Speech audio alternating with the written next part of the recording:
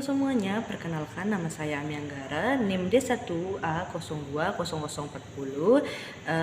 Pada kesempatan ini saya akan menjelaskan terkait dengan filsafat hukum. Namun sebelum lanjut, saya akan menjelaskan apa itu filsafat hukum.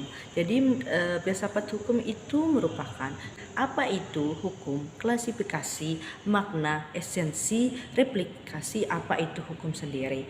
Selanjutnya yaitu dalam filsafat hukum ada cabang filsafat, yaitu ada ontologi, aksiologi, dan epistemologi. Di mana ontologi ini yaitu membicarakan tentang hakikat segala sesuatu berupa pengetahuan tentang hakikat segala sesuatu tersebut.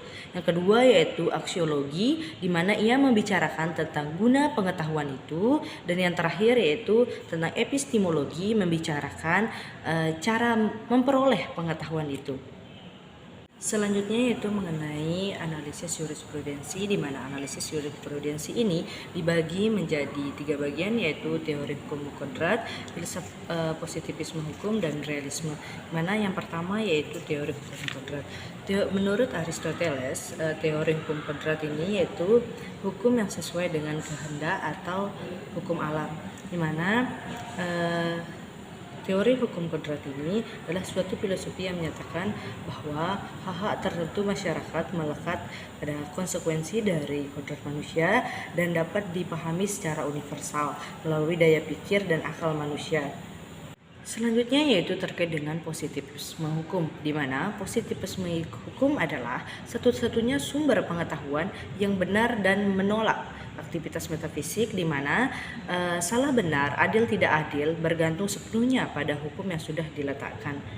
Dalam hal ini, hukum positivisme dibagi menjadi 2 bagian. Yang pertama yaitu aliran hukum positif analitis dan aliran hukum murni, di mana dalam aliran hukum positif analitis yaitu hukum yang tidak sebenarnya adalah hukum yang tidak dibuat oleh penguasa sehingga tidak memenuhi persyaratan sebagaimana hukum yang sebenarnya, yaitu memiliki 4 unsur.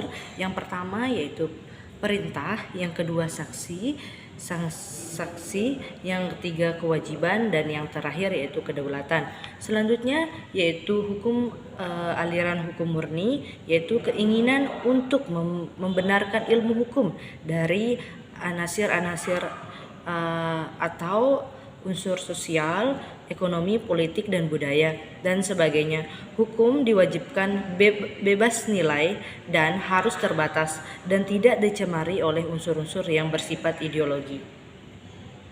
Selanjutnya yaitu mengenai dengan mazhab hukum, di mana mazhab sejarah yaitu dari seorang ahli hukum bangsa Jerman yaitu Friedrich Karl von Savage, di mana ia berpendapat bahwa hukum timbul bukan karena perintah penguasa. Hukum tidak dapat dibuat tetapi tumbuh dan berkembang bersama masyarakat. Artinya hukum itu ditemukan bukan dibuat. Hukum harus menghasilkan, hukum dalam hal ini muncul dari kebiasaan hidup masyarakat, di mana hukum ini merupakan restatement dari sejarah dari masyarakat atau penegasan kembali dari kegiatan-kegiatan masyarakat. Kemudian, pemikiran Savage dikembangkan oleh Putstadt yang menurut Putstadt dapat terbentuk, yaitu yang pertama secara langsung berupa adat istiadat, yang kedua melalui undang-undang, dan yang ketiga melalui ilmu hukum dalam bentuk karya ilmiah hukum. Yang ketiga yaitu Henry Summer Mainey, yaitu pelopor mazhab sejarah di Inggris yang melalui studi bandingnya mengembangkan pemikiran Savage yang tentang perkembangan lembaga-lembaga hukum yang ada pada masyarakat sederhana dan masyarakat yang telah maju, di mana ia dalam penelitian ini membuktikan adanya pola evolusi pada berbagai masyarakat dalam studi sejarah yang sama.